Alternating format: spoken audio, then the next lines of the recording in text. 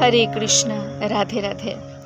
আজকে আমরা জানব পুরুষোত্তম ব্রত মাসে কি কি মন্ত্র উচ্চারণ করতে হয়।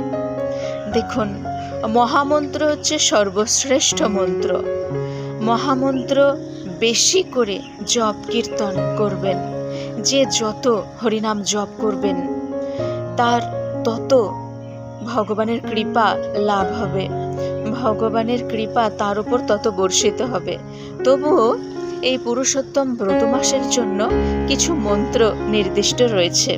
যেমন ভগবানকে প্রণাম নিবেদনের মন্ত্র হলো এইরকম: বন্দে নবঘন শ্যামং দ্বিভুজং মুরলীধরম পীতাম্বরধরং দেবং শরাধং পুরুষোত্তমম। আর জপ মন্ত্র হচ্ছে গোবর্ধন ধরং বন্দে গোপাল গোপরূপিণম গোকুলোৎসব মিশানম গোবিন্দং গোপিকা প্রিয়ম। এইরকম মন্ত্র উচ্চারণ করতে হয়।